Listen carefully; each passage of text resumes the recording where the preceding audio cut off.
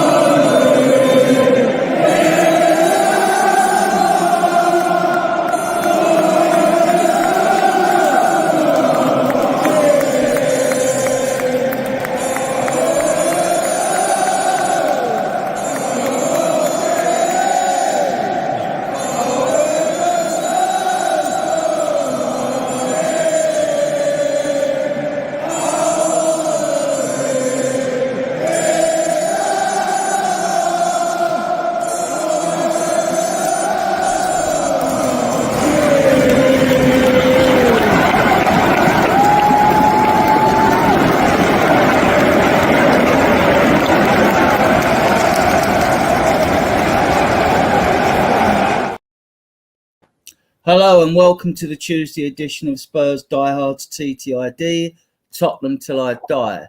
Tonight I've got a good panel of regulars for you, and we'll be discussing the Qarabag Cup draw. We'll probably discuss players' welfare. And that's probably about it, unless we think of other things to talk about. So I'll start by saying hello to the couple that are already joined us in the chat. Pete Kahagias in Osborne, in Australia. Big up, sorry. He must have nearly finished, by the way. And Niall Kane as well. Good evening, Niall. Yeah, saying good evening to us. We will say hello to others that come in as and when they turn up. Right, I'll introduce the guest. Phil, regular on the show. How are you, mate? Very well. Looking forward to getting into the topics on the show. And I hope everyone on the panel's well. And Brad, how are you? I like to say I'm well, but I'm just developing something at the moment, sort of cold-wise. So I'm starting a coughing fit or whatever. Yeah, only just literally happened today. So I've been taking all the drugs and vitamins and all sorts of stuff for it. So, and Mark, how are you? Yeah, all is good, Adrian. All is good. It is the season for colds and coughs and all that stuff coming up now. The irony is I didn't have any drinks on the weekend. I didn't have a beer at all on the weekend. That's what it is. Yeah, So we'll start with a chat about Qarabag this Thursday. We're playing Qarabag. I don't suppose any of you know much about Qarabag at all. I can give you some information on them rather. I mean, they're from Azerbaijan. They are actually top of their league at present. They have played 6, won 5, lost 1. Goals for 16, goals against 4, goal difference of 12, points 15. They made it through to the last 16 of the Europa League last time out. I don't know if that means they're that hot a team or not. We have had 2 previous meetings with them, and I think in 2015-16, we played them at the Lane and beat them 3-1. With 2 goals from Son and 1 from Lamela. And in the away leg, Kane scored the only goal of the game. So I don't know nothing about them, if they're a strong team or not. I mean, but our main concern will be whether we field a strong team or not. I don't see us fielding a weak team, and I don't see us fielding 8 changes, but I can still see us fielding about 6. So the interesting thing about the Europa League is that you're allowed 12 substitutes. So we can expect academy players on the bench.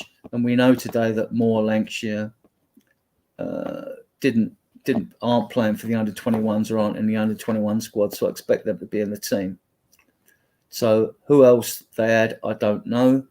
Otherwise, we're going to look like we're going to have 4 goalkeepers to make the numbers up to 25, even though, it's going to be like 11 players with 12 subs. So I think we're going to struggle to pick a team. I'll put our players up. That's our players. As everyone should know or will know if they haven't forgotten, Spence and Reguilon are ineligible. Richarlison is injured, no return date from him. And Odobert is back in mid-October, which is handy with Odobert because that comes in the middle of the international break. So that might do us a favour. So if I start with you, Phil, out of these, who do you think he's going to pick? I mean, like, out of these, because bearing in mind we've also got Man United away on Sunday, and I think that will have a bearing on his team selection. Yeah, I think Man United is a more important game than this one. To be honest with you, I think we all know that. But I mean, in like these European games, you can sort of like, you know, tweak your squad a little bit in the knockout stages of like Qarabag Cup or FA Cup. You can't really do that because you've only got one chance to win the game. And in, you know, a group stage or a league stage, you've got points to make up. So with this home advantage as well, I feel that we can, you know, get through in a lot of our first teamers. I said to you the other day about the starting 11. I think Davis should be starting. I think Mikey Moore should be starting on the right wing with Son and Solanke. And the midfield would be, for me, Bentancur, Bergvall, and Assar in midfield. And then you play Adoji and maybe a Porro on the right wing, right back. But you got to play Vicario for me. Forster is a no-go. Brad, your take on the list here? It's not a complete list because I don't know who's going to travel, and I don't know. There will be different academy players added to these to make the numbers up. I'm just wondering why Austin has signed a 5-year deal and he doesn't seem to get a look in, does he? As goalkeeper, I would have had him in. I think Forster will probably play, but personally, I'd rather have Austin in there. I mean, that is the future of the club. I don't think Forster is. I think if you look at these players here, I think there's a couple of definite players. Davis, I think Dragusin will get a game. Probably Sarr. Interestingly, with Adoki being out, I didn't know that Werner was fit, but I just thought that with Adoki being out and possibly Werner, that might give more a chance of starting the game on a wing. But if you play more on a wing, then I think you've got to have some experienced players in the attack as well. And will Ange sort of put, I think Solanke will play, but will he play Son with the Man United game coming up? I don't know. It's going to be. I hope we don't see the changes like we saw against Coventry. I think that's too much. I know you got to give players games, and we should have played better and won easy. But I think, make changes. But I don't think we should be making as many changes as we did for Coventry. Man United is obviously an important game. So you've got the situation, I think, with Bentancur and Basuma both fit. You can play one of them tomorrow on Thursday and one of them on Sunday, because I think they both. Basuma played well against Everton, but Bentancur I think was excellent against Brentford on Saturday. So I think you could get away with playing one of those on Thursday and one on the weekend. Johnson, play him maybe a bit more confidence maybe against. Qarabag won't be any pushover. I don't know how strong the Azerbaijan league is, but I don't think they're going to be. They're probably going to be better than Coventry, I would say. But then we're at home, so with the crowd behind us, we should do okay. But it's going to be interesting because it's. Ange Postecoglou, it's like whatever team he picks. If he picks a strong team and we win easily, and then we have injuries and we play Man United and lose, he's going to get in trouble. If he plays a weaker team and we lose, he's going to get in trouble again. So it's going to be. I'm glad I'm not him. Put it that way. This is where the managers earn their money, but it'd be interesting to see what lineup he goes with. I'd like to see. I think you need to utilise the squad. You do need to utilise the squad, though. Even with the players that don't get a game recently, to be fair, you need to give them a minute. to be fair, from what I've seen of Qarabag, Valsar, and these sort of players, yeah, they can certainly hold their own. And certainly, they're not sort of all right. We can't say that we've got 2 first 11s, but they're not novices. So yeah, be interesting to see what happens. I'd like to see Bergvall get a game, and obviously doesn't look like Madison's in that lineup there. So you'd say that Bergvall will probably definitely start. But I want to win a trophy. I know that Man United is important on Sunday, and I've said this before actually, that I'm not really that worried about the league this season. I just want to win something. I just want to get that monkey off our back. So I'm looking at this game as being more important maybe than the Man United game. But that's just my own personal opinion. So agree with it or disagree with it. But yeah, be interesting. Mark, what do you think the lineup will be? We'll go through individual players afterwards and talk about them. Oh, the lineup. Who knows? Honestly, who knows? Who knows? Andrew probably play 9 strikers, to be honest. But no, I honestly don't know. I mean, would you play Vicario? If he gets injured, he's going to be out for Man United. Then you got. I mean, I agree with whoever said it about Austin. He looked fantastic in the. He looked good. He looked fantastic in those friendlies. And he don't seem to be getting a look in. And he's quite old as well, and he's not like a real youngster. He's like 25. I should have added him actually. So, but he certainly should be in front of Forster anyway. Well, Jesus, yeah. I'd just like to add actually that what I said about this is a game I want to win. I do agree with what Phil said that in this the way they've got it this season, you have got times to, if we don't get the result, we have got time to make it up. So yeah, there is, of course, yeah. Evening, Tom. Yeah, big up, Tom. Yeah, I agree on the goalkeeping situation. I mean, to me, goalkeepers really hit the red zone. I mean, you can play Vicario. Well, you just don't want him to get injured, though, do you? To be honest, I think we need to keep playing him for his confidence anyway. He made a couple of sloppy errors at the weekend. One with the handball thing and a bit slow distributing the ball. But when he distributes the ball quickly during the Brentford game, we seem to progress up the field a lot more quicker because other teams Brentford weren't getting set butts, even though they had 50% possession, guys. To have 48. I think Ian's just messaged on the WhatsApp chat looking for the link or something. Oh, is he? Right. He's just put it in the chat. Right, I'll go to Ian now. Mark, just take over for a second. Take over what? Right, anyway, I'll be 2 seconds, guys. Sorry to keep you waiting in the chat. You're talking about Ian Neff here. Say how it is, Mark. Say how it is, mate. I'm not being rude. I'm not being rude, but I can't bring comments up. No, okay, don't worry. Maybe you could go through the under-21 lineup, Mark. Yeah, we did. No, definitely not. I can pronounce any of them. We talking Ian Meth here, or are we talking Ian Lubin? Yeah, Lubin. Oh, shit. Okay. Right, okay, let me get him up. No, because EMF's coming down on the train. Well, whilst you're doing that... Mm-hmm. No, I've gave it to him in the Ian's got it in the WhatsApp app if he's listening. Yeah, so yeah, okay, he's got the link.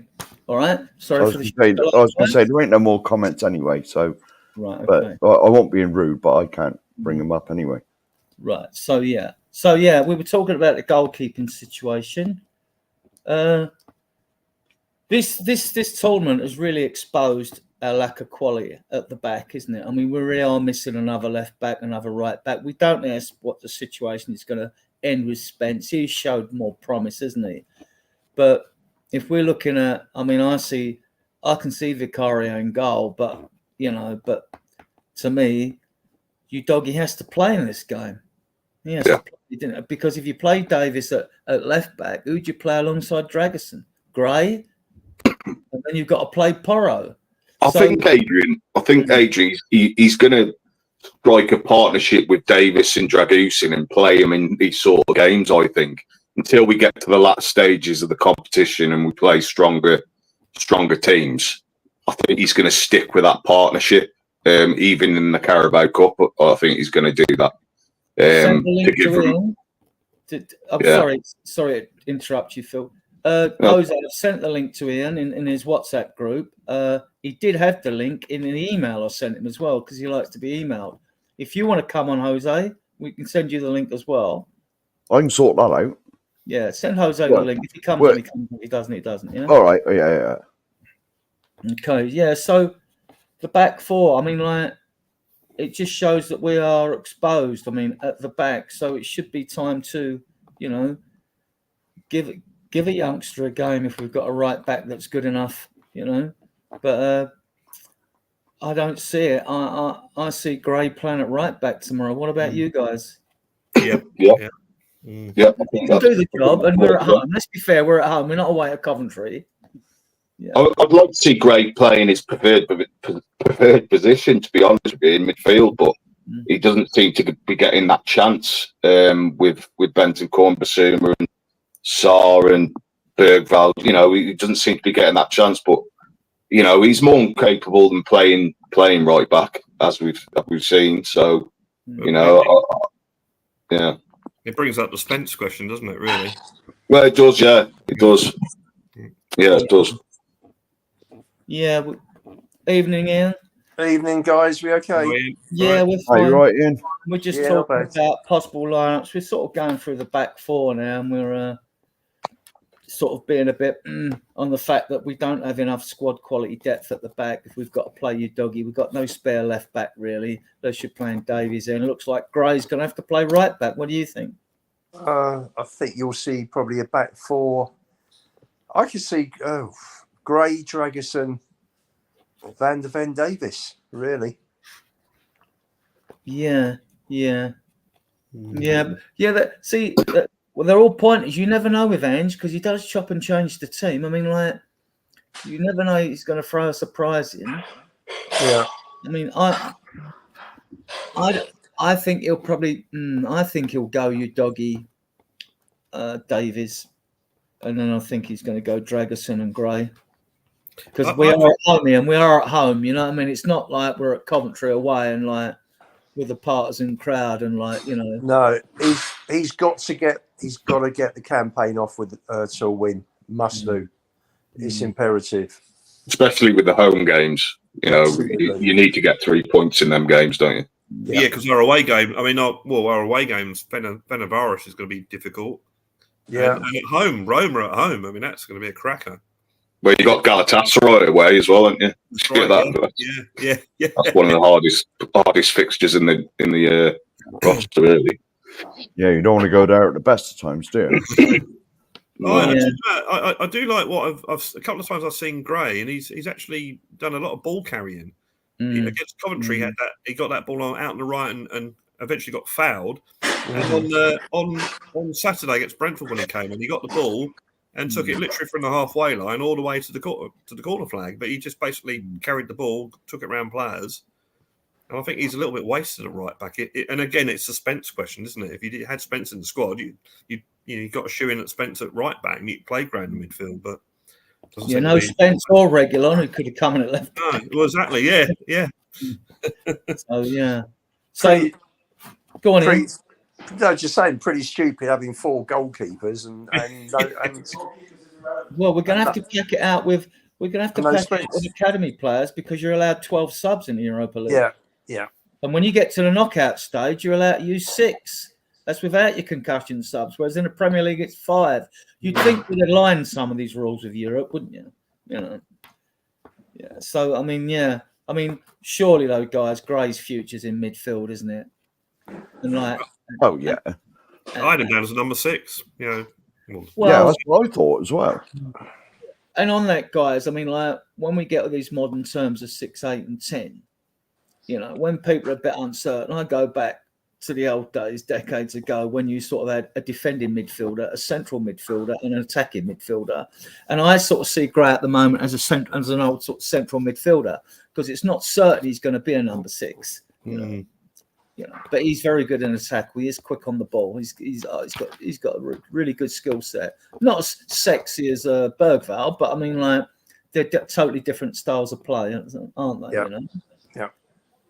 Well, this is going to be the interesting part, guys. midfield, Ian. Who do you think we're going to play in midfield? Midfield, I think, will be Basuma, Bergvall. No, in fact, actually, I think it'll be Basuma, Maddison, and Kulusevski. Unless, mind you, Bentancur's still available, isn't he? Oh yeah. Yeah. He's not. Someone said to me, "Isn't he suspended?" I went, "No, Romero is," but like we knew he weren't playing anyway, so it's not. Really when does Bentancur's hearing come up? Do we know? Don't know when the FA get their finger out. Because I just have this feeling that he's going to keep Bentancur playing because he's going to need Basuma. If Bentancur has anything like the sort of ban they're talking about, which is 6 to 12 games, then he's going to need Basuma. A fit Basuma and a fresh Basuma.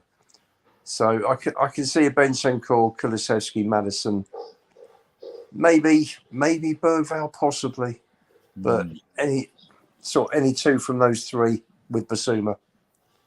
Yeah, I mean, yeah, I just think he's going to rest Maddison after this good performance. I think he'll rest him for the away game.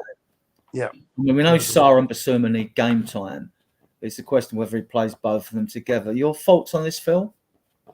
I think it's going to be, like Ian pointed out, Bentancur needs, to play to get match fitness, up until he gets suspended. For me, he's a must in that midfield. And you've got Sarr, who needs to play for me, and then Bergvall. You have to rest Maddison in this game. You need to keep him fresh for Man United on the weekend. In our thinking of a 11th to start this game, we can be pretty sure that half time there'll be changes on the hour mark, can't we?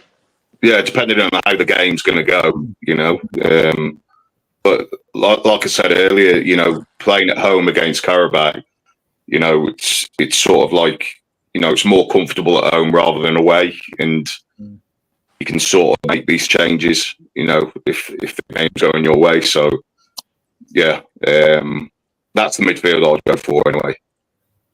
Whether Andy's going to do that, that's a different question. No.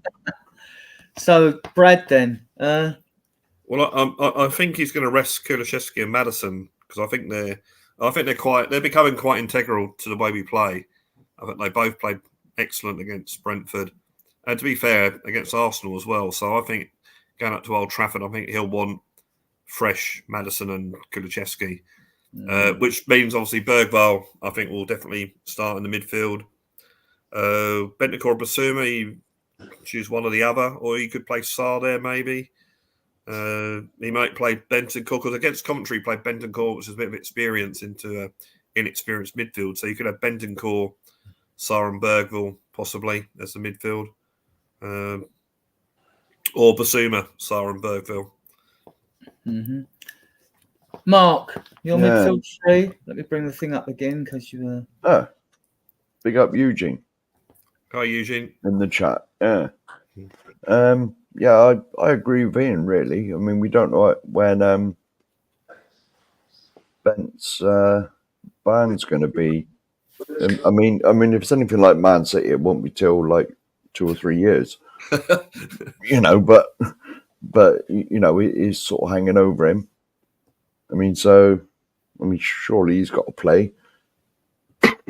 I'd like to see Bergvall get a game because he's impressed me since he's been in, and then probably put Sarr in there.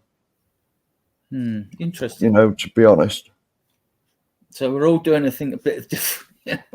I mean, for me in midfield, because Decky's probably been the player of the season, and like he's got so much energy. Where he gets it from, I don't know. To make them late runs and late in games and stuff. I think Decky's going to play, and I think he'll start Basuma because he needs game times. I don't think he'll play Sarr in the same half. I think it'll be I think it'll be Basuma, Kulusevski, and Bergvall, because Kulu can play in the similar role that he did with Maddison, and actually played a bit more further forward, and Maddison played a bit deeper and got the role. And I think Bergvall can do all of that, so like very adaptable, and you keep the creativity there with Maddison not out on the side. and you rest Maddison for the Man United away. I don't think Maddison starts. But who knows? Who knows? Little bit of an update for everyone. I've Googled it, and the only thing I can find is that Bentancur has got until the 19th of September, which is obviously last week, to respond to the charge. So, and it's interesting that 19th was last week, and he played, didn't he? He played on Saturday. So, well, it's one of those, isn't it? You see, you've got because it's politically sensitive. Will he be? I mean, he's made his peace with Son and all that. I mean, will he be hammered as an example, or will he get a big sentence, or will they accept an apology and a fine or something, and perhaps not even a ban? Because I think you either ban him or you do nothing. Well, it's crazy. It's a crazy situation in the fact that this happened months ago, and the club have already done what the club does, and yet suddenly 2-3 months later it becomes an FA thing.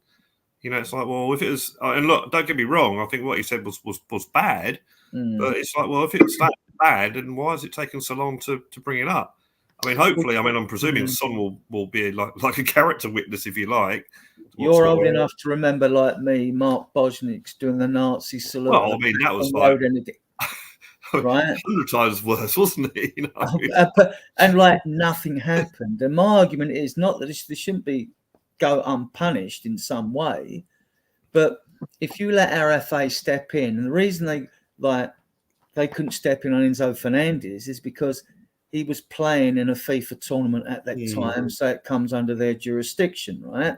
But if you want to send a message to Uruguay, who are behind us with their social values, you know, we're higher up now. We're not like we were in the 70s when you had all them programs on the telly, you know, like Mind Your Language, Ain't Half Off, Mum, and things like that. You know, you couldn't add more politically incorrect programs on, you know. Love Thy Neighbour. Yeah, Love Thy Neighbour, and stuff like that, right? So to me, this is where FIFA is. Now, I don't know if FIFA or UEFA are institutionally racist or what or anything like that. But to me, they're the ones that FIFA should have stepped in and said to Uruguay FA, you've got to deal with this because this is setting a bad world example. If you don't deal with it, we will take sanctions against you, right? Because then that message would go through to Uruguayan people. But punishing Bentancur now doesn't change. What he did is not right, but I mean, it's not going to change attitudes in Uruguay in any way, because it's not an effect. Whatever happens, it's not going to be an effective sanction against him. If he got a 6 or 12 match ban, like we talked about, wildly in the papers and things like that, then it would set a precedent for future things. So in a way, that may not be a bad thing. But, you know, it's always Spurs, though, guys, isn't it? It's always Spurs. I think they're going to set an example, though, aren't they? For me, it's going to be a ban. It's going to be, I think it'll be a 6-match ban. I don't think it'll be the 12, but it'll definitely be a ban for him and maybe a fine as well. The hypocrisy is, though, the FA are never proactive, they're reactive. And we all know there's agendas out there today. Right, so they have been pushed, but it's took them a while to act. You know, I mean, we're not saying they're not rushing on. Said, but you know, they all, and it was actually picked up by Asian reporters. BBC picked up like nobody else it did in Uruguay. No one blinked. That's just normal for them out there. You know what I mean? I've heard worse racist remarks. I just think that I have a feeling it might be a suspended sentence. It might be like 6 games, 7 games, but suspended. That's what I think. Yeah, because of it wasn't said. It wasn't intentionally racist. He's made up with Son. Son's okay with it. The club have done what the club have done. They've spoken to him about it. You know, that's a fair point, actually. Yeah, that is a fair point. Yeah, I'm people that know me. I'm so anti-racist, it's unbelievable. But I just thought that was a little bit, you know, it wasn't done intending to. Racism is bad when it intentionally hurts people, and it didn't. It wasn't done that way. And when he realised, You know, so well, he apologised immediately, didn't he? Yeah, he did. Yeah, exactly. Yeah. You know? It's different, like when you're in a mates. I mean, I spent 40 years in the construction industry, right? And you're not going to get politically correct individuals there. You'll get some, right? And then you'll have some that won't have a great command of the language. If we were having the same conversations in site canteens and someone was listening from outside, they'd think that the person was being completely racist or out of order. Whenever you know the person, you know they're not. They're not. Just they haven't got the command, you know, to express themselves in the right way. And therefore, and there's a lot of people out there like that. And now you're all supposed to have a degree in the English language. And MPs screw up all the time and they get pounced upon, don't they? You know what I mean? Yeah. For silly remarks. And to me, I just think it's over the top. But I'm not saying what he did is right. You can't say they all look the same. It's not exactly a heinous crime. There are a lot worse things that have been said. And then you have to compare it with like what the likes of FIFA. This is where the hypocrisy comes in, you know, in the Eastern European countries where our players have gone over there, our black players have gone over there, there've been monkey chants and things like that. You know, there's other things that have gone on, like, and it's like because in Eastern Europe, they're still behind us with social values, aren't they? You know, so yeah, it's a hard one because if you're saying, oh, you're defending your player, which you want to do because he is a good player and he's your player, but at the same time, if he's going to be sanctioned, you want it to be fair. But we'll see if well, we won't know until we hear the outcome. Ian, you got anything to add on this, or what do I think? I think suspended would be the correct thing. Yeah. And a fine and counselling of some sort. I mean, you'd think club employ these people now, wouldn't you? They must do. Well, the club have done counselling with him, haven't they? Well, if that's the case, you'd expect somebody to speak up for him at the hearing. Yeah. And you'd expect club to have counsellors there from, I mean, a youngest side of the under-9s and probably no younger than that for legal reasons, but upwards. You'd think they'd all be counselled at the club. Yeah. Nowadays. You want to catch up with the chat?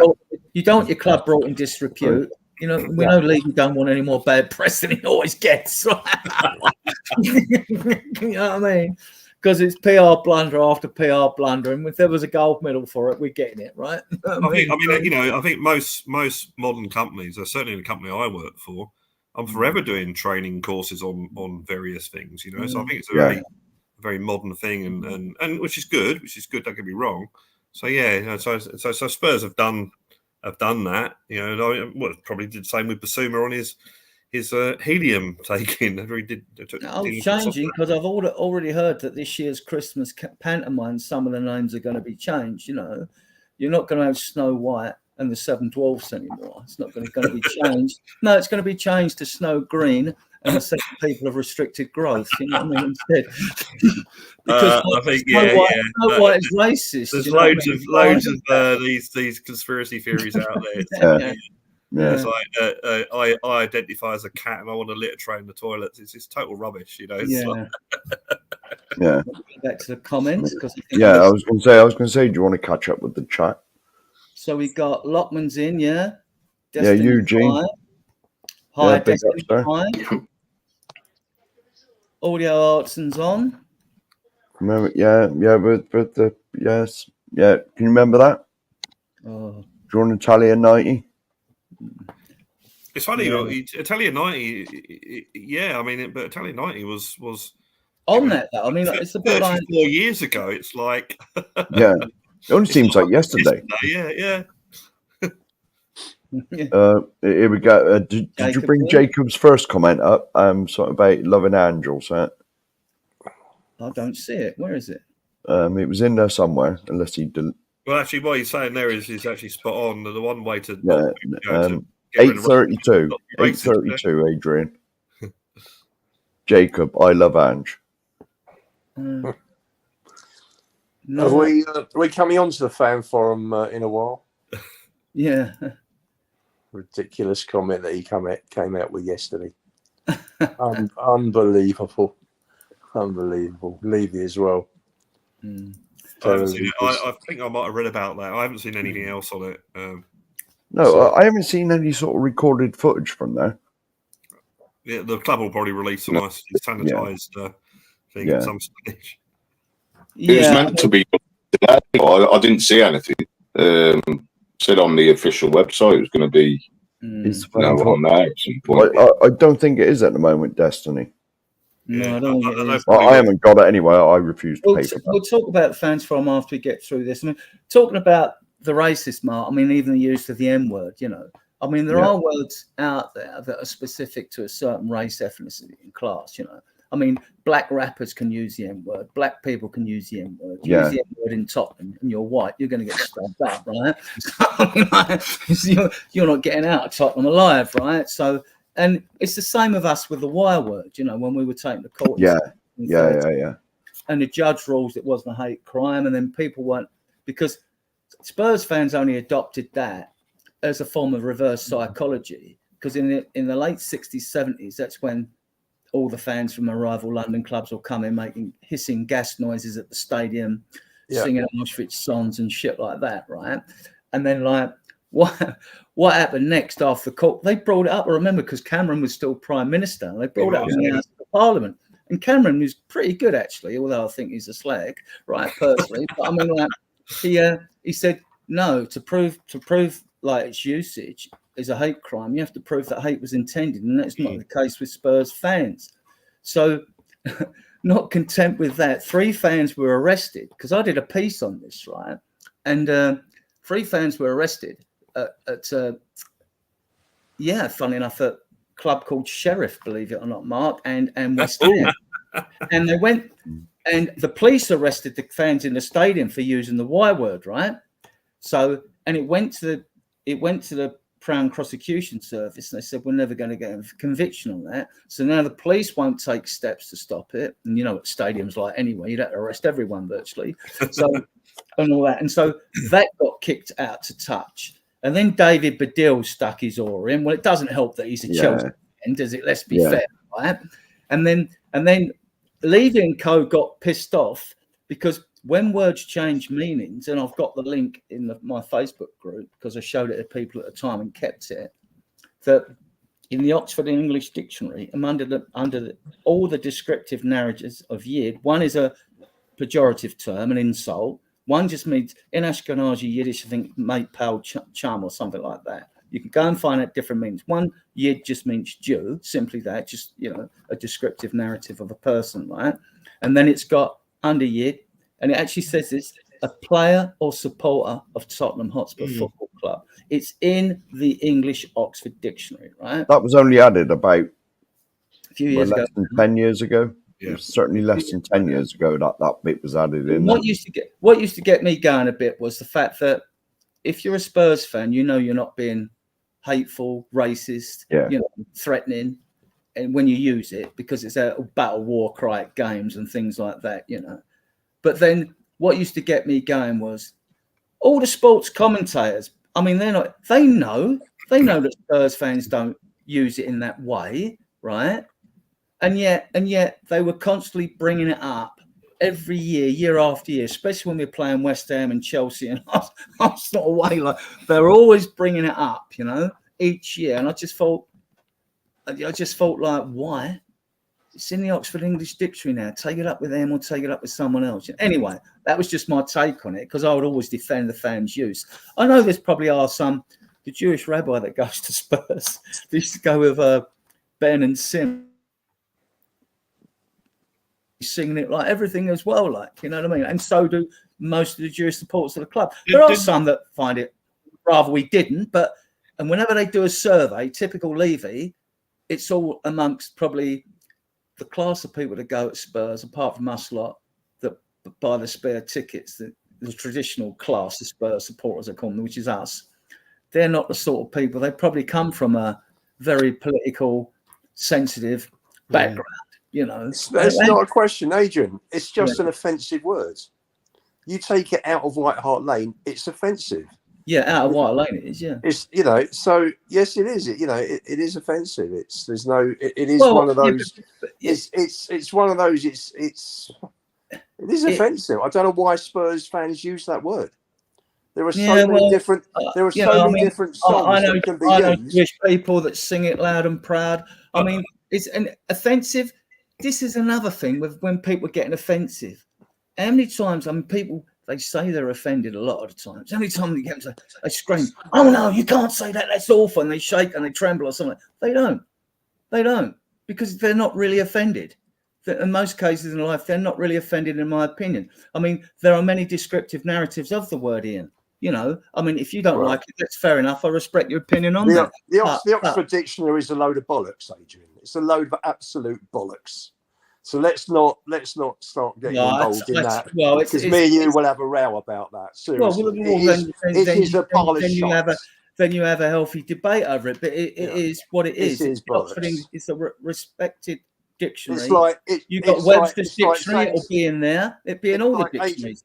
Adrian, it's like saying to a black person that that the word nigger should be in the Oxford Dictionary. No, it shouldn't, and the word yid shouldn't be either. I disagree, but there we go. Okay, fair enough. Right. Okay, so we've discussed the M word, the Y word, and Bentacore. Yeah. Right. Let's move on to the front three. Right, Ian, give me your front three for Thursday then. Yeah. Front three. Let me bring your team up, make it easier. Hang on. Three that I think he should play, or the three that he will play. Both. Okay. The three I think he'll play will be Son, Solanke, and Johnson. And I would probably get 2 or 3 goals ahead with those three. Yeah. Because we've got to win this game. You start drawing or losing this one. It doesn't bode well. We need to get off to a good start. Who wants a playoff in February? Let's just finish in the top 8 and go straight through to the last 16. Phil, 3.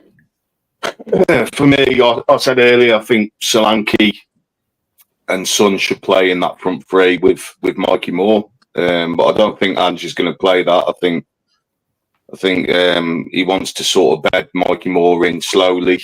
I think he's giving him 10 minutes here, 5 minutes there, just to integrate him into the first team slowly. So I think Johnson will play. I think Ian's right. I think you have to sort of play in this game, if I'm honest, just to give him that more confidence in his game. I think he can score a few in this game, or maybe assist. So that'll do his confidence the world of good going into the Man United game. So that'll be my front three. Brad, you're 3. I think he'll rest Son. I think Solanke will play because I think he obviously needs more game time. I'd like to see Mikey Moore start, but I don't think he will. Interestingly, in your lineup or the players you had there, you had Werner. So is Werner fit? Because if he's fit, I think he'll probably play. He's fit. He was fit. And then I agree with what Phil was saying. I think Johnson will probably start as well, just to keep this momentum going. So you might see Johnson, Solanke, and Werner if Werner's fit. That is. I mean, Werner's got to do something, hasn't he? Really, let's face it. His performance against Coventry is probably one of the. And I'm not one of these people that are on his back all the time, but that effort against Coventry is one of the worst I've ever seen of a professional footballer. So I think that to put him out there in front of the home crowd against, let's face it, a team that's not a big, European team, effectively, that might be the idea. So you could hopefully have a situation where Werner and Johnson play well, score a couple of goals, a couple of assists, and get their confidence. I think Werner's he's gone under the radar with Spurs fans because when Werner was playing bad and Johnson was playing bad, Johnson was getting more stick because of his price tag for me. Werner coming on loan, and the Spurs fans sort of look, he's a poor player, but he's on loan. He's not. He's part of the squad, but he's not going to be part of the squad in the future. So I think Johnson got the more stick at that certain amount of time for me. But But yeah, Werner could well go for Werner in this game. I wouldn't be surprised if Ange made that selection, to be honest with you. Welcome, Soren. We're talking about the front three for Thursday. Who do you think Ange will play? Front three. I would expect Solanke up front, Brennan Johnson on the right, and Werner on the left. Okay. Mark. Yeah, same three, because I believe he'll want to keep Son fresh for Sunday. Also, Son, anyone on the front three, like Son in particular, does a lot of pressing during the game. So you want to keep him fit. Interesting. I mean, as we're going on the 11, I mean, like, we'll come because I want to talk to you about possible changes then, because I get the idea. I mean, like, I'll stay with you, Soren. Do you see then if we start? I mean, I don't know if you heard some of these guys' front threes. Do you think we're going to see Lancashire and Moore in the second half? I think it all depends how the game's going. I certainly wouldn't be surprised to see more. You kind of hope Lancashire might get a few minutes, but I do think it depends how it's going and how Solanke's playing. If he's, if we're 2 or 3-0 up, for argument's sake, then I think there'll be more chance of Lancashire coming on, Mikey Moore playing. But yeah, I do think it will be dependent upon how the game's going. Obviously, if we're losing, then I don't think there's a chance of Lancashire coming on. I think it'll be Sonny and I'm going to say the big guns, but Son and people like that. So yeah, I think it all depends how the game's going. So Ian, with that, I mean, do you see him coming on, and like, what changes do you see second half? Depends again. Like Soren said, depends on the score. Because there are players that need game time in their legs. If we've talked about our midfield, but I mean, talking about our midfield, I mean, you've got. Well, Adrian, you saw what happened Saturday, don't you? Yeah. Last Saturday. As soon as we went 3-1 up, he brought the kids on 88 minutes. So there's no risk involved with Ange. And there shouldn't be, let him, as I say, let him get the result. You've got United, you've got 3 away games in a week because you've got United, then you've got the trip to Hungary, and then you've got Brighton. Brighton, so, that's right. He's got to rotate. He's got to use the squad. Yeah. But you can't make wholesale changes like he did at Coventry because you'd lose total cohesion then. Yeah. And then you get the real pathetic performance that you had at Coventry.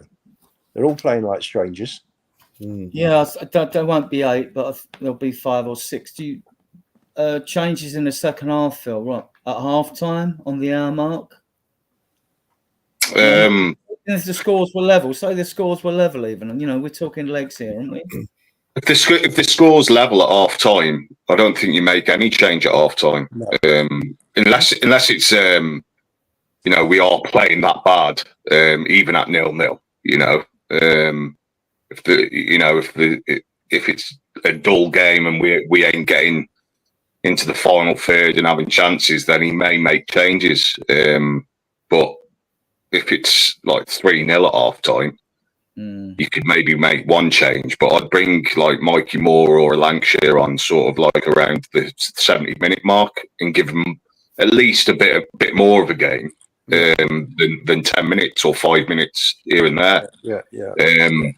But yeah, it needs to be convincing at half time for me to make changes anyway. But yeah.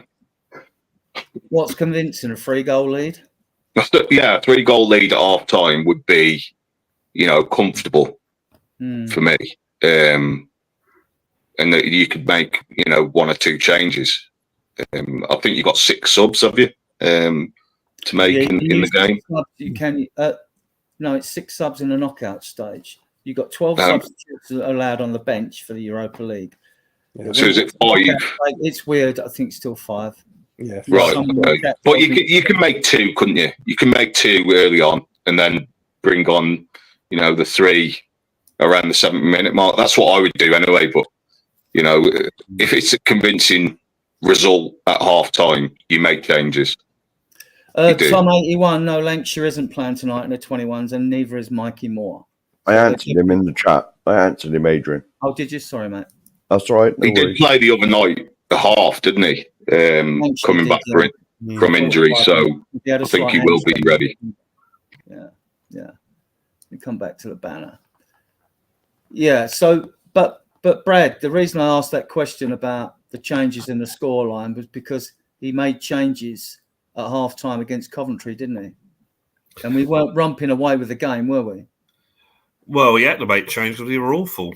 So I mean, I think the Udogie Spence change was pre-planned. I think that was pre-planned.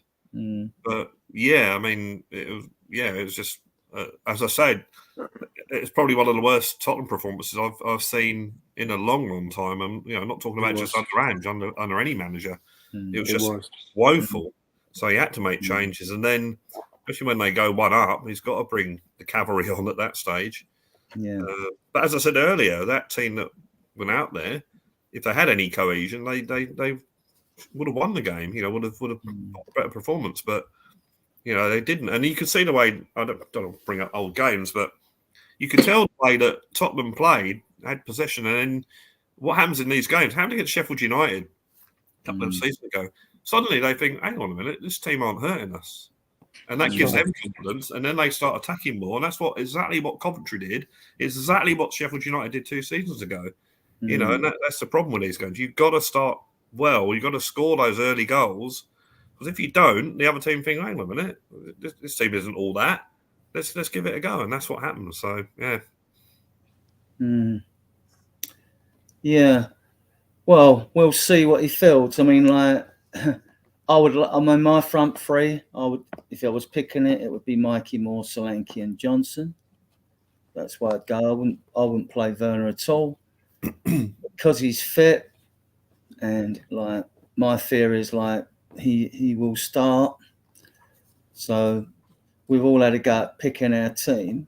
I want to talk about our disciplinary record, guys. Let me go down the banners here. Let me show you something. This is the yellow card watch, and try to keep this up to date. Now, we're not a physical dirty team, but we do tend to pick up unnecessary cards like Maddison taking his shirt off and Basuma and things like that. And it's 5 yellow cards. I mean, I'm not happy with this because last year Basuma had 3 suspensions, and Ramiro had 1, and then they were going away off on their international jaunts. So, Soren, what's your take on this? I think when you watch the games where they've been booked, I mean, Maddison taking his shirt off, we were discussing this the other day in the forum, it's a stupid rule.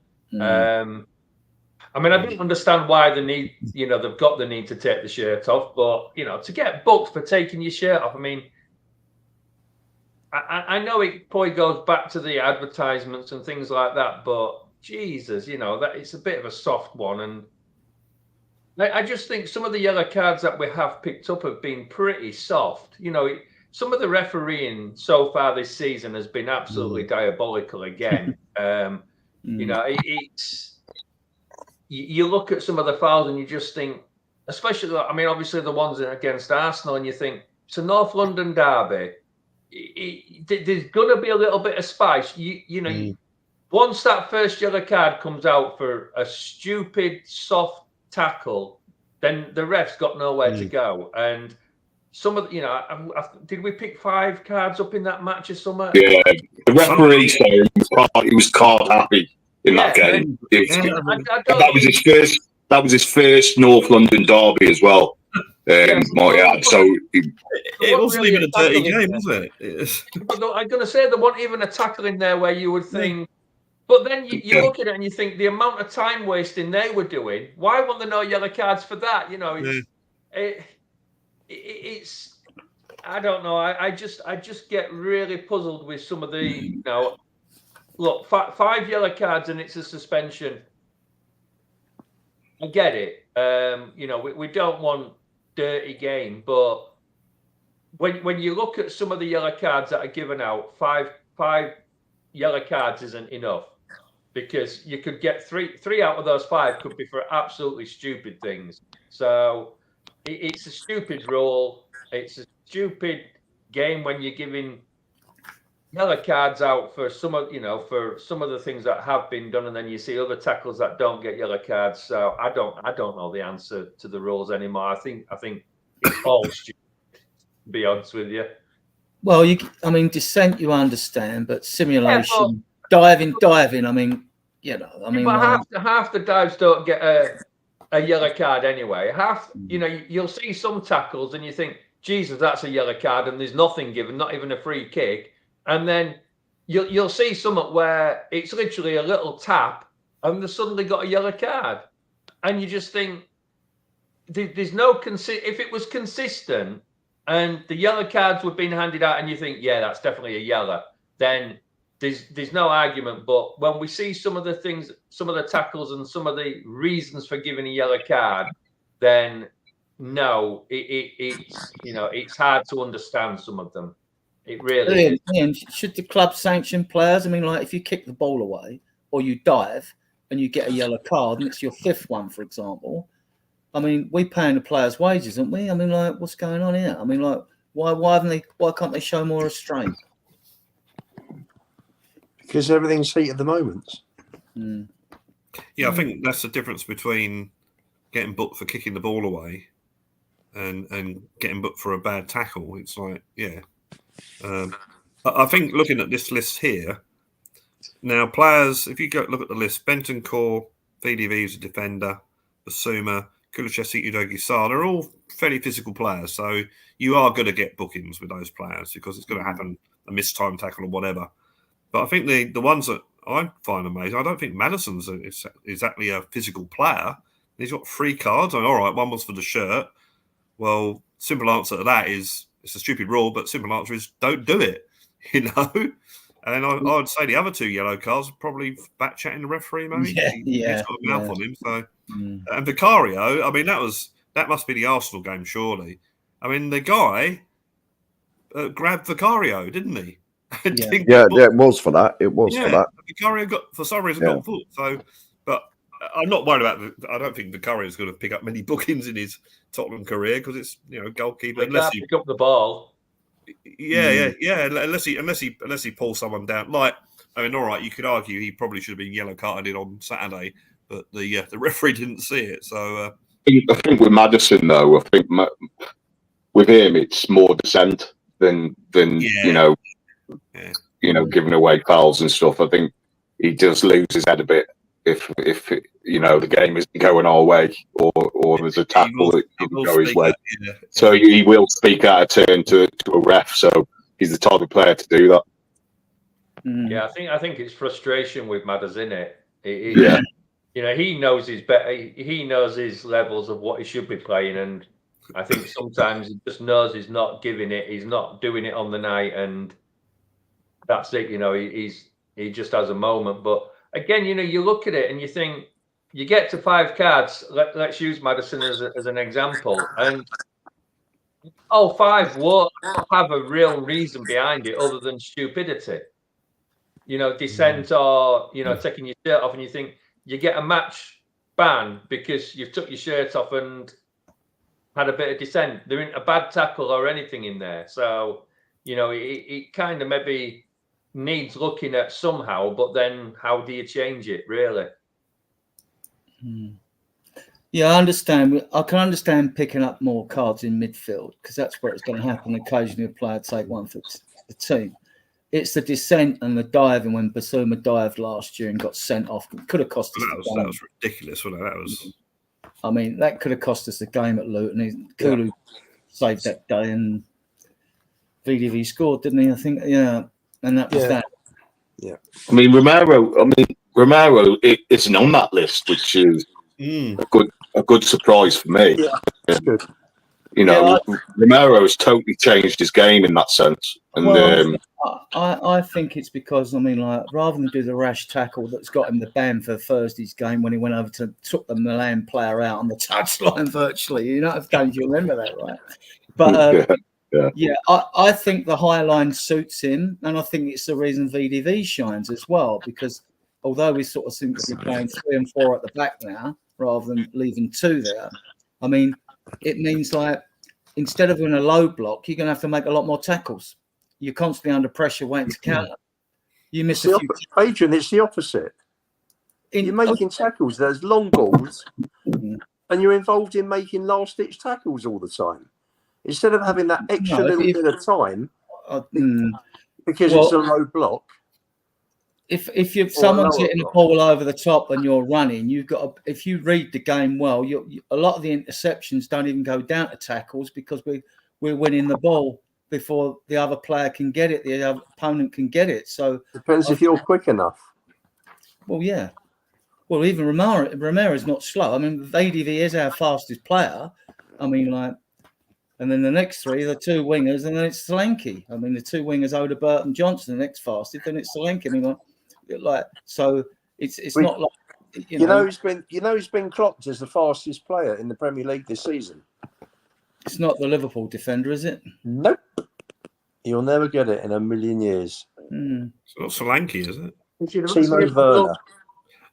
Yeah. And Son is faster than Van der Ven this year as well. Yeah, I mean, I actually did the speeds up here, but VDV was this is going back not just this season though. This is like clocked from Google and all that. So I didn't source it from more than one source, but VDV was the fastest. Then it was Odebert. Then it was, and then Solanke's clocked at 36 point something kilometers. Okay. He is fast, right? He is fast, right? He's rapid. Yeah. And and he does a good job. What we've sort of covered that. So what I want to talk about, which has been a bit of a subject today, is there's been a lot in the media about players' welfare, playing too many games. I'm a bit old school here, so I might be a bit more harshly dismissive to others. Brad, come on, players' welfare, too many games. Right, well, I think it's not so much too many games. It's the way that you have, because we have these international breaks, you have a situation where you have to put 3 or 4 games in the space of a week or so, and then you got 2 weeks of nothing. You know, so it's I think it's just the way they do it. As for feeling sorry for someone who's on God knows how much money a week and they've got to play an extra game, I mean, if it can be proven that it is a physical issue that they can suffer physically, well, I guess there might be something in it. But no, it's you know, it's Jimmy Greaves used to say that when I was about playing all these games, he said, well, I'd rather play a game than train. You know, so yeah, I think it's I get where they're coming from, but it's difficult, you know. When you got coal miners and sort of people like that, it's difficult to sort of feel sorry for professional footballers. But I think it's to do with the how they've structured the football, in the fact that because you have an international break when there's no games for 2 weeks, suddenly you've got to push all these games into the space of a week, and that can cause injuries, whatever it might be. And also because it's a worldwide sport now. Let's face it. Yeah, you know, we've got players traveling all around the world. I was just going to say that flying all over the world don't help. It's you know, that's the way football is now. Although let's face it, I'm pretty sure they fly first class. So. Oh no! If you're a cutie, you got to pay your own way. Sorry, mate. EasyJet for you. But yeah, I can see the point, but I think Ronaldo came out with that comment years ago, didn't he? About we're like slaves. It's like, well, no, you're not, sort of thing, you know. Brad, can I put an alternative argument here? Yeah, go for it. I think the conversation that Adrian's mentioned is a general conversation. I don't think it's just exclusive to club football. No, because FIFA want to increase the World Cup even more. Correct. Oh, right. Correct. And what will end up happening is you won't get people like Ericsson, thank God, you know, coming out of it. You will have deaths on the pitch. The speed of the game now is so much quicker than it was in, you know, when we were watching football, Adrian, and you had 13 or 14 players in a squad. and they play 60 to 70 games. You didn't have all the matches that you have today. You didn't have all the international, the number of international games. You'd finish up, the European Championships, you had 8 or 12, 16 clubs. Now you've got 48 or 36. It's, you have 12 games in a qualifying group. You don't have that anymore. The amount of European games. I mean, European Cup, how many games did you need to win in those days? 9 games? Yeah. And the Cup Winners' Cup, maybe 11. You got the new format now as well, haven't you, Ian? With the Champions League and the Europa League, more games in that. That's right. So you've got, Moamba, thank God, came out of it, but he had to retire. Ericsson survived. I think with you have the Luton boys survived. Somebody will pass. Someone will pass away. I do take your point. That's a very good point, Ian. But I think with Ericsson, Moamba, and the Luton player, I think that might have been a physical thing that they had anyway. So yeah, but I do see what you meant, what you say. How much are we going to push these players in pursuit of money? Oh well, that's what it is. I mean, it's the bottom line, isn't it? It's money. A lot of it is as well the schedule of the actual, the season itself with the fixtures. The fixtures don't help. The way they're scheduled for me. There is obviously a lot of games, but these are physical athletes. These are top athletes. So they get with the medical stuff nowadays. It really does help with players. Rather than back then. So yeah, I mean it's more as of a schedule thing for me. Let's not forget though. I'm sure I heard. I'm sure I heard. Must have been last week or the week before that there was calls for players to start going on strike. Yeah, I'm sure I read that. So the players have mentioned it, but let's not forget as well that the training sessions are certainly harder than they used to be. The players are having to be a lot fitter, and they are covering more ground on each match. I mean, not everybody, obviously, but we all sit here and I know it's already been mentioned, sort of in a fleeting thing. We talk about how much these players are earning. I don't think that really comes into it when we're talking about actual health of these people. Yes, obviously it makes their life easier, but it's not just that. It's the dedication they've got to put in. I mean, if you go back, to like when we were first starting to watch football, and these players were smoking, they were drinking, they weren't the health specimens that they are now, and that makes to keep that health side of it. It's even through pre-season or the close season, that these players are keeping fit. It's not like it used to be where they'd go out for a pint and they weren't the fittest of specimens all the time. And, I mean, we talk about it, and I don't know what a lot of them are covering. Is it 5 miles, 8 miles or something per game? And you look at it and you think how much, we looked at it with under Conte, under talk about the training now, how hard that training is to get them fit. So you've got to look at that. And like you've all said, the traveling, and then you come back, you've had 2 weeks of maybe 2 or 3 games or 2 games, you've traveled how many thousands of miles, and all of a sudden you've got 3 games and you're training stuffed into a week, and it's not good enough anymore. And even after a season, like for clubs, you've got like the World Cup, or you've got the Euros straight after it. Do you know what I mean? So certain players don't have as much time as others. Phil, throw in the mental preparation as well. Yeah. 100%. Going back to what you said, Ian, about a player's going to maybe die one day. Unfortunately, I think it's going to take something like that to change anything. And let's face it, we had many warning signs before Hillsborough, that it took Hillsborough to change the football grounds. Well, we were at Hillsborough. We sat along the side in '81 for the Wolves semi-final. I heard about that. And the Spurs fans were climbing over the fences then. Yeah. Yeah, So, I heard you about know, that. Yeah. we were fairly close to that. Unfortunately, thank God it didn't happen. But It would help if they scrapped the Nations League. These first two international breaks are Nation Leagues. The March ones, that's the World Cup qualifiers. Well, I don't get why they brought in the national. I get why they brought in the National League, whatever it's called. It's to go away with meaningless friendlies, but we still play meaningless friendlies. You know, it's crazy. It's more for the lower nations as well to have more of a chance to get through into the major tournaments. You know. But then you've got to look at. I suppose we've got to then look to our own clubs and say.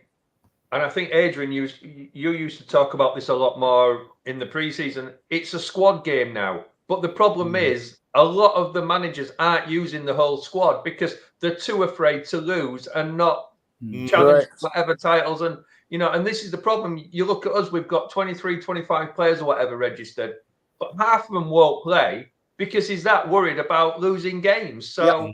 The answer is there, rotate, but you can't rotate because there's too much pressure. It comes back to what Ian, I think it was said. It's about the money. And the money is what, all the arguments we all have, it all actually comes back to one thing, and that is chasing the money. Oh, yeah, without a doubt. The game has changed from what it used to be. When maybe not Phil, I don't know, I don't think you're as old as me, but when we used to watch, it was about football. It's not about football now. It's about money. See, I can't believe this, that Potatoes just put in the thing.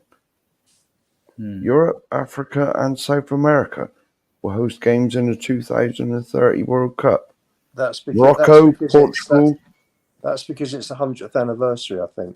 Oh, is that what it is? Yeah. But what you've got to think about Morocco and thingy aren't exactly far apart Europe, are they? Well, no. But if you've got to fly to Argentina or wherever, I mean, that's just ridiculous. Well, yeah.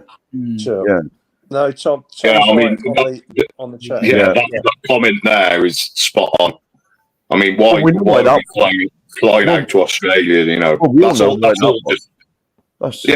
all PR, isn't it? It's all PR and money. No, it's not, Phil. Phil, both clubs.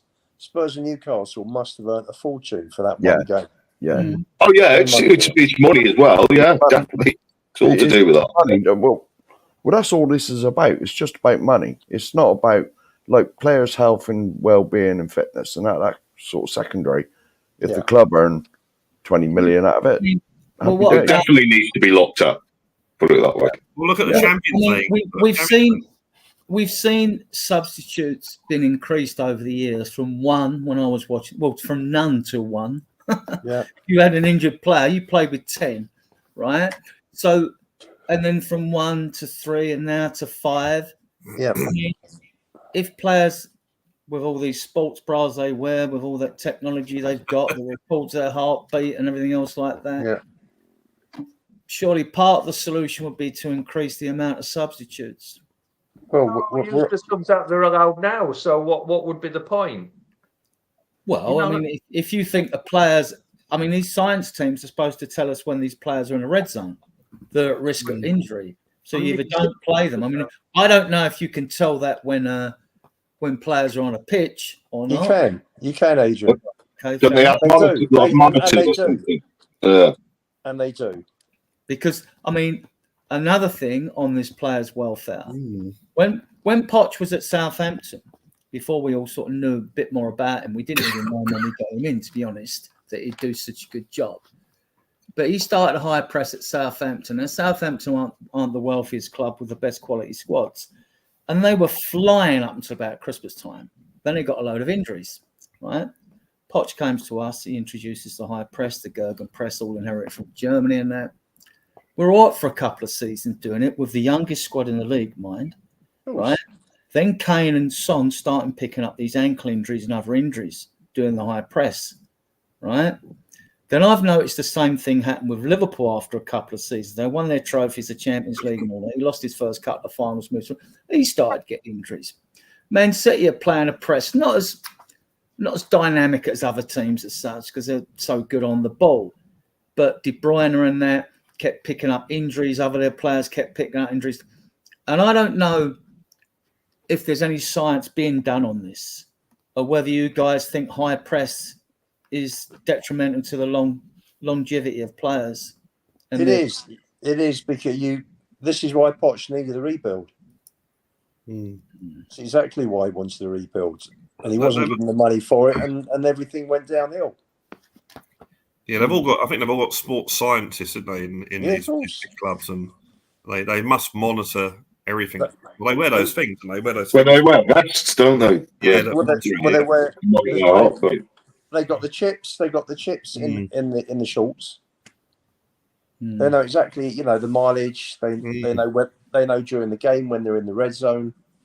It's they've got all the information there.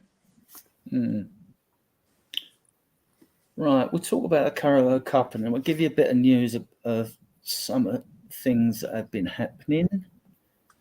Our under-21s are at Exeter City today in that cup. I don't know if we've won, lost, or drawn that, Mark. We were 2-0 down.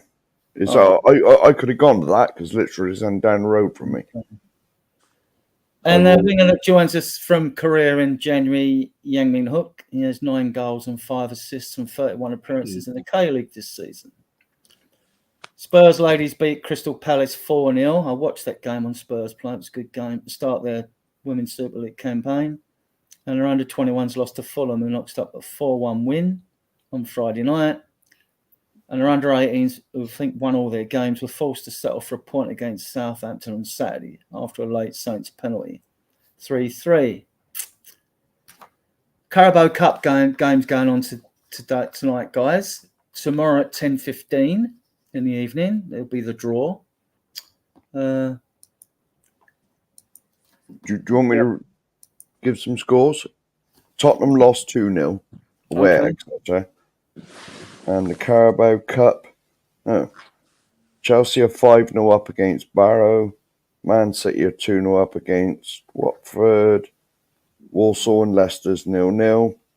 And Villa are 1 up at Wickham.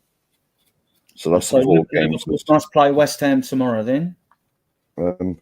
Yeah. There's a couple. There's Arsenal. And Arsenal play Bolton. Yeah, Bolton and yeah. So Soren, who do you want in the draw? You don't care, home tie only, or would you like Bolton? someone? Then we'll have Bolton. They're going to go through against Arsenal, aren't they?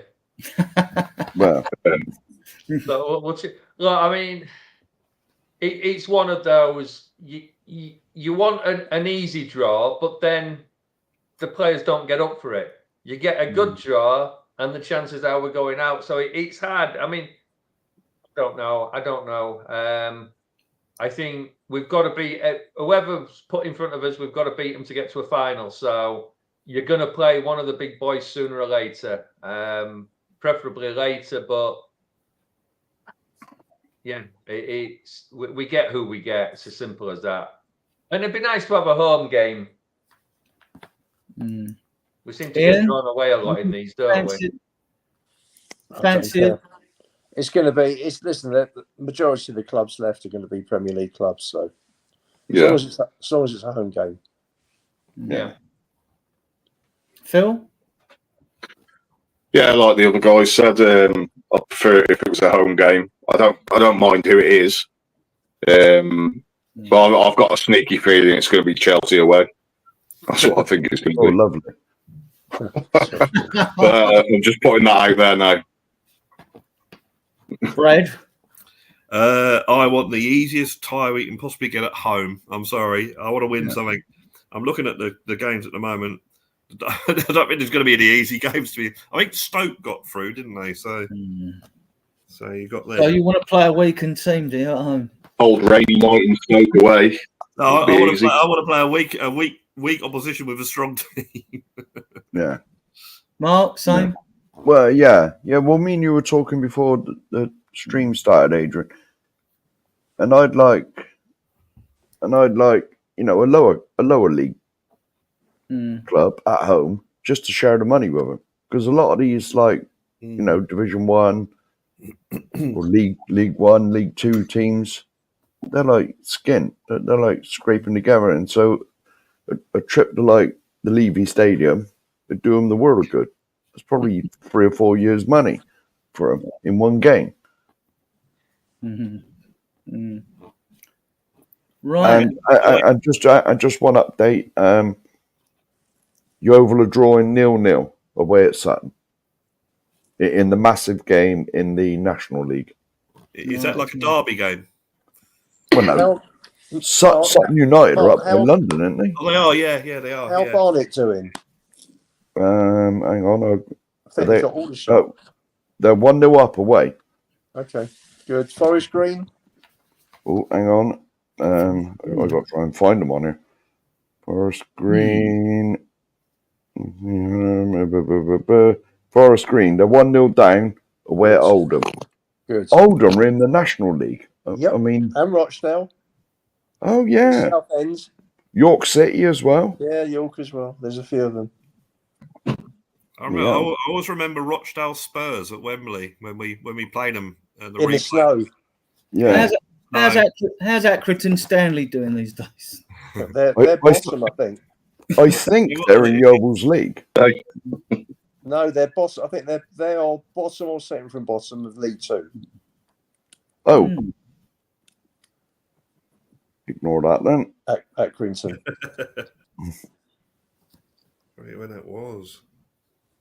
There you go. Let me check. Go through the chat. Simply Ace. Yeah. Oh, Man City away. Oh my goodness. Do you reckon we play a weekend team? We get them away. We just want to hope in all cup competitions that Arsenal draw Man City. So yeah. Get rid of one of those. Right, let's sort of about wraps it up, but we can do the fun section if you want. Let's get to it. Yeah, I need to go in a few minutes actually. To be honest, That's fine. Well, you can go first then. I'm just trying to. It'll give me a chance to get the link for your channel as well. All right. Yeah. Okay. I'll go first. What's the question? Well, I'm trying to find the banner. If someone's not deleted it, I'm trying to find my picture of Rochdale Spurs. Oh, it would have been. It's me looking in April. It's like it snowed, so it's obviously going to be in February, isn't it? Oh, there we go. It was February, I think. Yeah, there we go. February 2018, I think it was. Yeah, Rochdale Spurs. Yeah. We put this in here just for a bit of fun to end the show. And I made the silly question. I asked them a silly question. Have you come all the way from Rochdale? We'll skip the first one. You've all done the first one, haven't you? You do that for new guests. Yeah. Who wants to go first? Go on, I'll go first. Favourite Spurs player? Go on. Glenn Hoddle. Choose a particular Spurs victory. A special one was Feyenoord at home in '83. October '83. We were 4 up at half time, and Hoddle gave Cruyff an absolute lesson that day at the Lane. We won 4-2 in the end, and I think we won 2-0 away. And I think we went on and won the UEFA Cup that year. But that was a phenomenal performance. One of the all-time best performances I can remember. That first 45 minutes was superb. So, superb. Brad? Okay, well, name my favourite first player. I've obviously named Jimmy Greaves on previous shows, but I do remember being a massive fan of Martin Chivers when he's at Tottenham. Put his link up, Adrian. I'm sorry. Put his link up. It's in the chat. Martin Chivers, Brad and that. Yeah, and I actually met him at a charity football game, and I sort of mentioned to him that he was my favourite player at one stage. And he was very good, and he actually did say, "Oh, I was rather good, wasn't I?" sort of thing. So, yeah, that one there, and the other one, favourite game. I've got a game for emotional reasons, really, and that was Tottenham 5, Dynamo Tbilisi 1. Europa Cup. And I think there might have been only about 17,000, but that was the last game I saw before we immigrated to Australia as £10 poms. Was that 73? 70, yeah, 73. Would have been 73. Tell you a story about that. Bill Nicholson said before the game, Dynamo Tbilisi are a bit weak in the air. Oh, And we scored 5 headers. We did, yeah. Two, I think Gill's in 2 and Peter's 1. Peter's got I think McGrath might have got a goal there as well. I might have done. I know it was 5 headers. What? Chris McGrath. Yeah, Chris McGrath. But anyway, thanks, Mark, for putting my... no worries, mate. If anyone wants to listen to me attempting to play music, I write all my own songs, play all the instruments, do all the videos, all that sort of stuff. No, they're all good. Blue Sofa Songs. And if you do go on the website or the YouTube channel, there's a list on there called Top 10. They're the ones I think are my favourite ones, what I actually think are good. But yeah, there's all stuff there. There's me playing live, singing live on there from the early days, and the later days of me basically recording stuff on a DAW and all the recording software, just like a real recording studio. So yeah, so please, if you'd like to give it a look, click like, subscribe, and all that sort of thing. And on that, there was one more question, wasn't there? Question 4, wasn't there? I think. What was question 4? Well, let me bring I have to bring the thing back up again. The banner. Hang on, I've got to scroll down and find it. Where is it? I think I had another answer. I think I had another strange, or not a strange answer. Right. Found it. Right. Oh, yeah. Special Spurs goal. Oh, my word. Chivers diving header against Forest and 6-1. Oh well, the goal that I didn't actually see live because it wasn't on. It wasn't actually on in those days. But the League Cup final goal that Chivers scored against Villa, where he took it round about 3 or 4 players and put it in, which gave us a 2-0 win. I remember feeling as a kid, really downhearted because we were playing a 3rd division team and we weren't beating them. And Dad's going, it's going to be all right. And then we were 1-0 up. And then, of course, when you go 2 goals up, that's game over. And that was, I think, might have been the first trophy as a Spurs supporter I remember winning because I was around during the 1967 Cup final, but I wasn't really that interested in it at that time. So that game was the first time I'd seen my football team win, and I had the pleasure of going to school the next day or on Monday, whenever it was, with my Spurs scarf, and everyone thought I was a real big thing. Oh, your team won! Wow, and you were the star for the day. Although to be fair, in Sheridan's comprehensive school in Hoddesdon, it was or Broxbourne, it was mainly Spurs fans anyway. So, but anyway. Thanks. You missed the 67 Cup final when Jimmy Robertson and Frank Saul scored. You know what, Adrian? I'm sure I've told you this before. My first ever Tottenham game was the game before against Sheffield United, and we beat them 2-0. I remember going to the game. I remember asking my dad, "What's happened? What's happened?" All I remember is people standing up, sitting down, and cheering. So that was my first ever football game for Tottenham. And then the following week was the Cup final. And I was outside with my mates playing, well, what he played in those days, Cowboys and Indians, whatever it might have been. I don't even remember it being on. You know, how weird is that? But yeah. Who's next? On that note, thanks, Ian, for having me on. Thanks, Brad. We'll get you back. See everyone later. Have a good week. See everyone in the chat. Brad. Brad. Come on, you Spurs. Yeah. Who hasn't gone yet? I'll go. Favourite Spurs player. I've said Modric before. He's my favourite Spurs player of all time. I'll go with Berbatov to round that one off. He was probably the silkiest player I've ever seen playing football. Amazing touch, just a quality player. Spurs victory. I'd say Danny Rose's volley against Arsenal. That would be the highlight one for me. And the special Spurs goal would be Taxi for Maicon. Bale's run at Maicon and smash in the corner, bottom corner. That would be the special goal for me. Even though we didn't win the game, that one just stood out for me. And Bale's goal against Stoke, where he volleyed it from the corner of the box at the top corner, that one's always a highlight as well. Can I just say the Bell Taxi from Maicon, we did win that game. That was at home. The Taxi from Maicon. The away game. Oh, the 4-3 away one. Yeah, the away game. Home game. Yeah. Right, well, who have I missed apart from myself? I am, Ben. Go on then. We've got Go on, Soren. I I've done a few now. So favourite player, I was gonna go Berbatov, but I'm gonna come back now and say Ginola, because he was one of those players that whenever he started to run, a bit like Bale, you kind of hope something would happen. Crosses were brilliant, and he was just silky. He was quite a smooth player. You know, when he came to us, it was quite a big thing. A particular Spurs victory.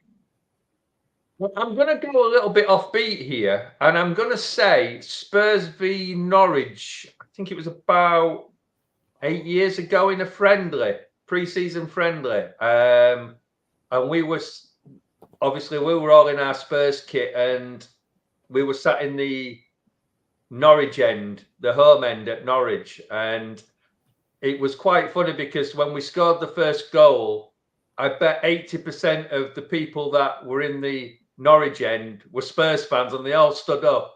And all of a sudden, all these jumpers started coming off, and all the Spurs kits were suddenly on show because everybody was covered up. And I remember this little lad sat in front of us who was a Norwich fan, turned around and he said, "Dad, he's a Tottenham fan." And you know, all these Tottenham fans were just stood singing away. And I think we won 5-1. And it was just a real nice, friendly, brilliant atmosphere. Even though we whacked them, they were still singing, we were singing, and it was just like a competition who could sing the most. And to say we were away, there were more Spurs fans sat in that Norwich, in the whole of the stadium, in with a mix of Norwich fans, and it was just a brilliant day out. Select a special Spurs goal. I think that's a high one because we've said quite a few of the good ones now. I'm gonna go with I'm sure it was Dele Alli, the one where he sort of got the ball, kicked it up over, and then volleyed it from the edge of the box. Against Palace.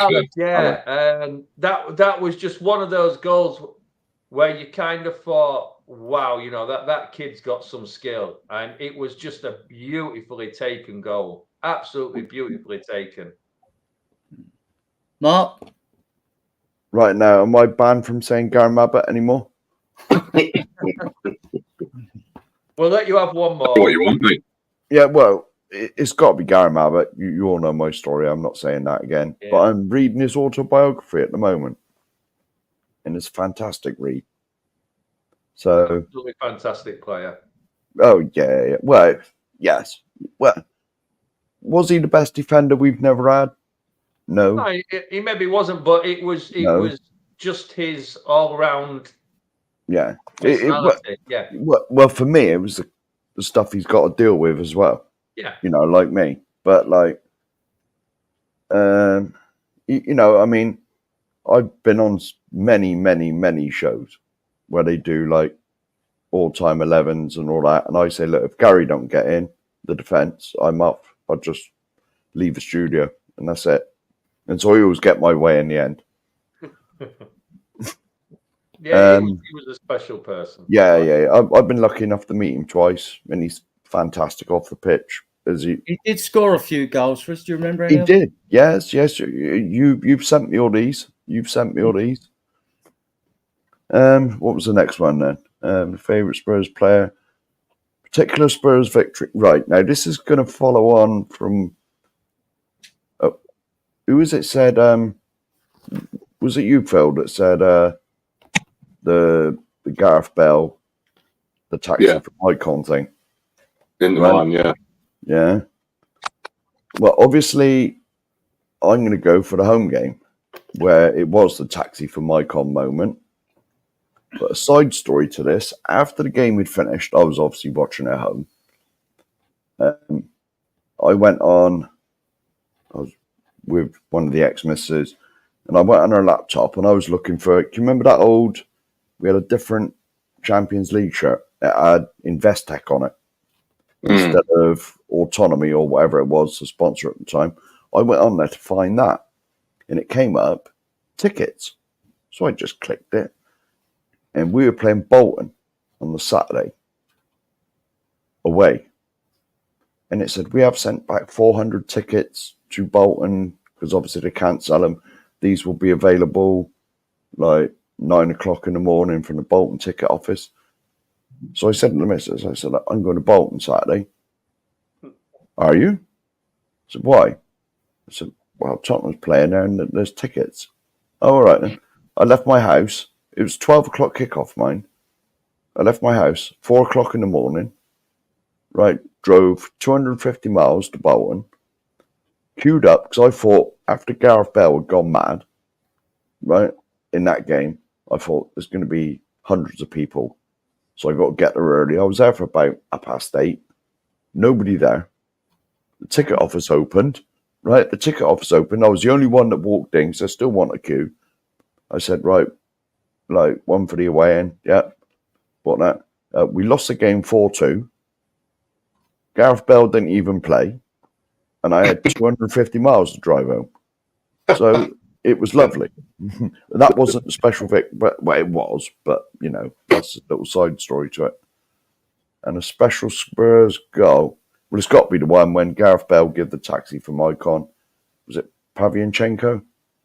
Got on the end of it when he crossed it over. I think it was Pav. Yeah, I'm sure it was Super Pav. Got on the end of it. It was. Yeah, it was. It was Super. Gareth Bale gave the taxi from Icon, crossed it over, and Pav was just there and slotted it in. Yeah, good. In both games, he absolutely tore them to bits. Yeah. In both games, away and at home. Yeah. Right, go through the chat. I'll give you mine. I'm going to pick a player no one's picked yet. I'll pick the game. The 1982 FA Cup quarter-final against Chelsea away. Mickey Hazard. I mean, no one's got a bad word to say about Mickey Hazard. He's a London cabbie now. He appears on lots of podcasts. And, yeah, he scored a lovely goal. I think it was the third goal and the winner, actually, because Hoddle made it 2-1. Can't remember who got the first goal. But Chelsea were leading. Before we equalised and we were leading 2-1. And then Mickey Hazard got the third goal, which was 3-1. And then Chelsea got a late goal. I can't remember who scored for them. And it finished 3-2. So the game, the 3-2, the quarter-final, the 82 quarter-final against Chelsea, and Mickey Hazard and Mickey Hazard's goal. It's a nice work move and all. It was a lovely move. Yeah. Right, guys, that about wraps Do you want up. to go through the chat? Because there's a few comments in saying like who their favourite goal was and All right, yeah, I'll great do that. many. Straight right. Where to? So we're coming down to when? Simply Under where I put Brad's channel in. Okay. Simply Ace, the 91 Cup final was my first game watching Spurs flying off. Thank you for the comment, Simply Ace. Yeah. Destiny. Matty Kushner, you're always about, Matty. Good to see you. Tom 81, yeah. And Tom because of my dad, Glenn Hoddle, Gaza can't split. Well, I agree there, Tom. I can't split them either. Can't split Ricky Villa, Yeah. Gaza's semi-goal, yeah. Of both games. Those were the days of winning trophies, yeah. Yeah, and Bell assisted Crouch and Super Pav. He did, in fact, in that game. Another big goal as well that sticks out was the Rabona by Lamela, and they kept putting the replays on, and it took me quite a few times to watch it to realise what he'd actually done. I thought something had gone wrong with my TV when I first saw it because it looked like he broke his leg or something. Yeah, it was really weird, and it was one of those where you sort of watched it and it's like, well, I don't get what's the special, and then all of a sudden you realise it, what he'd done, and you think, shit, that was actually quite pretty technical. He's done a few, hasn't he? He's done a few. Wasn't the 3-1 win against Qarabag when Son got 2 and he got 1? Wasn't that the Rabona? I think so. Could have been, in 2015, 16, I think. Yeah. Oh, we're getting live updates as well. Warsaw versus Leicester has gone to penalties. Right, guys. And you in the chat, thank you very much for joining with us. today. I want to thank all my guests, not by name, they know who they are. I want to thank you all in the chat. Please, if you like our content, please subscribe to the channel, give the videos a thumbs up, and please leave a comment. Right, Brand, where are we? Right, I'll leave you with the usual ending song.